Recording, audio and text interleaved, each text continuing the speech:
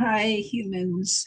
More case studies from a fairly early time period, the Southern Song Dynasty. This is a doctor named Shūwei, and he was a Shanghan person, a cold damage person. He loved Zhāng Zhòngjǐng's Shanghan and Jingui Yaowei, and he wrote a lot about it. So he's sometimes called Scholar Shu because he was well educated. And so he wrote at least three books on Shanghan theory. And one of them was a case study book called Discussion of 90 Cold Damage Cases. So it had 90 cases in it, which he all tries to tie back to Zhāng Zhòngjǐng's writings. And this is the first book, Chinese book we know of that's totally medical cases. This book has, there's theory in it as he's discussing the case, but it's just 90 cases, one after the other. And so there were plenty of case histories before this, but it would be here and there, or when we saw Qian Yi a little while ago, his cases were in one volume, but it wasn't a whole book of cases. It was just one volume within a book that had other stuff. So this is the first case study book.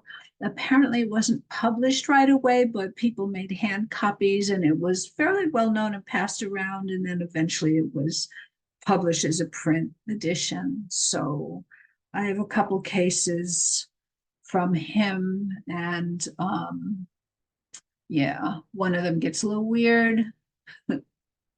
So the first case we're going to talk about is case number 16 in his 90 cases. And so he titles it Heat Entering the Blood Chamber, which is a condition that was discussed in Jingui Yaowei. So in the second month of some year, well, remember Chinese calendar begins in more or less February, so this would be around March. The younger sister of some official in some school began to have cold damage 7 or 8 days ago. So basically, when he sees her, she's already been sick for 7 or 8 days, and she had, a Taiyang pattern that continued to develop, wind and cold invaded, but she's not, that was 7 or 8 days ago. That's not what's going on today. She was cold and she had sounds of saliva, like a saw in her throat. So if you saw the video on Qian Yi's cases, we talked about how during this time period, they didn't use the word phlegm very much. That was an uncommon word, but sometimes they used the word xian, which is the type of saliva that belongs to the spleen. And so, basically today we would call it phlegm. She had just, that kind of breathing. And so there's phlegm. Her eyes were closed and she did not recognize people, which actually means she's unconscious. The patient's condition was serious. I examined her and I asked about what was going on with her before she had the cold damage. Her mother was there and said for the first 4 or 5 days of this disease, she had delirious speech in the nighttime. It was as if she was talking to ghosts. Notice she doesn't say she was talking to ghosts. It just seemed, she was talking to somebody who wasn't there. So Shūwēi, I said, right when she first became ill, did she have her menstrual period? And the mom replied that her period had just come, but as soon as she got a fever, it stopped on its own. And I said, this is heat entering the blood chamber. That's what Shūwēi said. So then what he always does is he goes and explains how this relates to Zhāng Zhòngjīng's writings. Zhāng Zhòngjīng said that in women with wind strike and fever, so that means wind invades, that wind strike is a condition here that means she was probably deficient, like there's cold damage and there's wind strike. So wind strike would be the Guizhi type of thing, not the Ma Huang Tang type of thing. So in women with wind strike and fever, when they start menstruating, their mind is clear in the daytime, but they become delirious at night. This, just happens off and on. This is heat. This is a symptom of heat entering the blood chamber. So that's exactly what the mother said was happening. If a doctor doesn't know this and uses hot herbs because they think it was wind and cold that invaded, the result will be that the chest and diaphragm qi doesn't flow in that region. They become inhibited, and the three jiao stop communicating with each other. And then this saliva or phlegm will flood the epigastric region. And there will be rapid panting and loud breathing. Remember, she had the loud breathing like a saw. I said, the patient's heat is extreme. I should first transform the phlegm or the saliva, and then we'll eliminate heat. But we don't want to make her sweat. It's too late for making her sweat. We can't make her sweat right now. Then it will resolve. All this stuff will resolve when we do those things. So he gave her a formula called Igasan, which is actually not a Shanghan Jingui formula. And so there's, a note about it. If you want to read more, you can pause the video and read it. So it says 2 hours, but an hour back then was 2 of our hours. So in about 4 hours, the saliva or phlegm stabilized and she could sleep. Then later that day, she became conscious of human matters, which means she woke up and became conscious again. From the next day, he used Xiao Chai Hu Tang, adding Sheng Di Huang.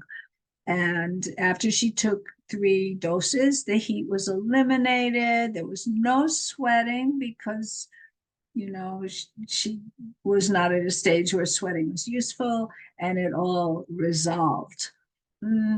This formula, Xiao Chai Hu Tang with Sheng Di Huang, he uses in another case. This is a case which I didn't put here because I want to contrast that case with some other cases. So I'm going to have another case by him eventually where he uses these together as a treatment for women who don't have a husband and that makes them have certain symptoms. It's really a weird thing. We'll talk about that, as if being single was a disease. Well, whatever.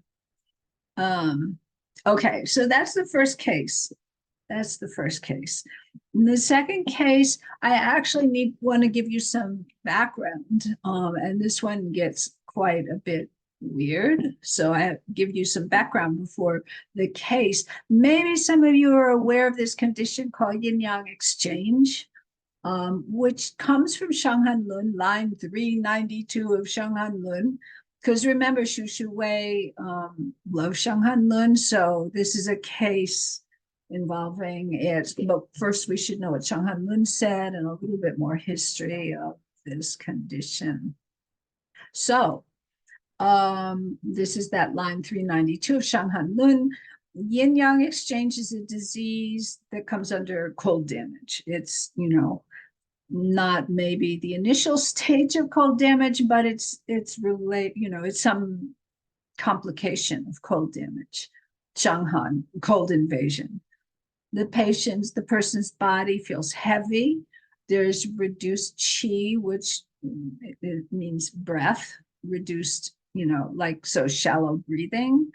Internal urgency of the lower abdomen, which is cramping and tenesmus and stuff like that. Perhaps with cramping that radiates to the center of the genitals.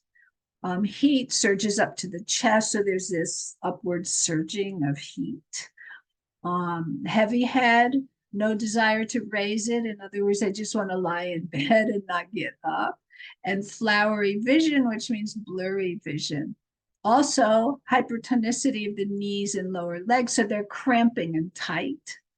And then Shaoklun San governs it. So what is this Shaoklun San? It's usually translated as burnt underpants powder. So are you intrigued? Okay. Here is the recipe. This is from Shanghan. I didn't make this up. Select the part of a woman's undergarment around the hidden place, around the crotch, and burn it to ash. So today I'd make sure it was like, organic cotton or something like that, not some kind of synthetic fabric. Okay, burn it to ash. Mix 1 square spoon, which is a measure they use in Shanghan. I don't know how much, but like a spoonful of the above ash, the above one ingredient, mix it in water and take 3 doses a day. So that's a lot of underpants you have to burn up, and not just a whole underpants, but the crotch. That will make the person urinate, and the head of their penis will swell a little. But that swelling of the head of the penis means, it's a sign they're going to recover. And if a woman has this yin-yang exchange disease, then you need to use a male's undergarment. So if a man has a disease, you use a woman's undergarment. If a woman has this disease, you use a man's undergarment. Okay, do you have this in your clinic? Have you got a supply of this in your clinic? Okay. So then, just before we get back to Shūwēi and his case, things changed a lot by the time we get to the Sui dynasty. So there's this book called Jubin Yuanhou Lun, which is a famous encyclopedia of diseases by, the person in charge was Chow Yuan Fang, but it was a government project. So, I'm sure he was just the boss and not like the whole department. Okay, so now he's talking about yin-yang disease, but there's a lot of changes in what he says. Someone with yin-yang exchange disease gets sick after having intercourse with a male or female who's just recovering from some kind of seasonal qi invasion. So first off, Shanghan Lun never mentioned the intercourse part. Although, why are we using underpants? It seems like it should have something to do with that, but still, it never mentioned intercourse. Okay, so, somebody's sick and they have intercourse, the patient thinks they're recovered, but they're really not 100% recovered. They're not completely cured yet. So when this is how it's passed, and then it's called yin-yang exchange, because sometimes yin-yang actually means sex. In the old books, sometimes the phrase yin-yang means sex. Of course, they're referring to heteronormative sex, but that's what it sometimes means. So when a male who gets sick and is recovering but isn't completely cured has intercourse with a woman, then she gets sick and is called yang exchange because she receives her yang from him. When a female who is sick and recovering but not completely cured has intercourse with a man and he gets sick, then that's called yin exchange because, she's more yin. So he receives some yin exchange from her. But here's an astonishing part. If it's 2 men or if it's 2 women, there's no yin-yang exchange. It's only yin-yin or yang-yang. And so this disease isn't passed through sex between 2 people of the same gender or sex. It's only when a man and a woman have sex. Okay, that's pretty wild. Then the reason is it's called exchange. And so when yin and yang touch each other, the toxins cross over and are caught by the other person. So it's like a trade or an exchange. Okay, so know that this book adds in the concept of sex, which might have been implied by the term yin-yang exchange in Shanghan Lun, and they were just too polite to actually say sex. But also this, something else that's new here is that it says that gay sex won't transmit this. Okay, so Shanghan Lun says the disease is within cold damage, but it doesn't even say that the person is recovering. It just said it was cold damage. related to cold damage. And so that's another thing that Jubing Yuan Ho Lun says, is that the person is recovering. And as I said, it doesn't mention intercourse, and that it's only for heterosexual sex. So those are three differences that we have by the time we get to the Sui dynasty from the original Shanghan Lun. And then the Jubing Yuan Ho Lun repeats the symptoms that are in Shanghan Lun, but it adds a few other things. A gummy substance is engendered in the eyes. We already had flowery vision, but now there's something gummy in the eyes. And then it said hypertonicity of the legs, but he says 4 limbs. And it already said cramping, in the abdomen. And here it says colicky pain of the lower abdomen. Then it mentioned hypertonicity or cramping. So now more details, the hands and feet are curled into fists, all of this, and then they're going to die. So the red part is the new part that wasn't in Shanghan Lun. Okay. So he goes on and says, those who have it but don't die right away suffer internal urgency of the lower abdomen. That means cramping and maybe diarrhea or tenesmus, and hot chi surging up to their chest. They have a heavy head, no desire to raise it. The 100 joints separate from each other, so like their joints aren't working well. The channels and vessels are relaxed and weak. Qi and blood are deficient, the bones and marrow are exhausted, and then they become dazed and gasp for breath. Physical strength shifts and decreases. They cling to the bed, unable to move. They have to rely on people to feed them and take care of them every day, and this can last for years and months before they die. It sounds horrible. Okay. So that's some background. That Sui dynasty book Jubing Yuan Ho Lun is, of like 300 years before Shūwēi, something like that. And so now let's see this case from Shūwēi on yin-yang exchange. It's his case number 57 out of 90 cases. In a certain year, whatever, we don't care what year it was, one of his neighbors named Wang made a living as a peddler. So he goes around selling this and that, goes around the neighborhood selling things. Even a peddler could afford a female servant. So he has a female servant, and the word can also mean slave. They did have slavery in ancient China. So he has this female servant who probably doesn't have much choice about being there. And she suffered cold damage. So, she had fever and chills and a floating pulse and so forth. She had fever for 8 or 9 days. And so he went over and treated her. Shūwēi treated the servant. He made her sweat, and then she recovered. But a couple of days later, Mr. Wang himself, the peddler, was ill. His body was hot, his head was heavy, he had no desire to lift his head, which means he just wanted to lie in bed and groan, and he had flowery or blurred vision. These are symptoms of yin-yang exchange. So Wang called for Shūwēi to come treat him too. And Shūwēi, I said, you must have got this from intercourse with a woman during her initial recovery from cold damage. It's made your penis swell up and twisting pain in your lower abdomen. So this is yin-yang exchange. If you remember, Shanghan Lun said the penis swelling up is a sign that recovery is happening, but here he's treating it as a sign of the condition. But the twisting pain in the lower abdomen kind of fits in, even though it's different words, it's more or less the same thing. Okay.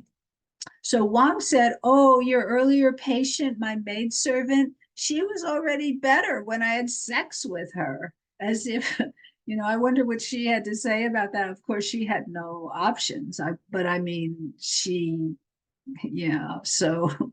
well, I don't like Peddler Wang very much, but that's the way things were back then, I guess.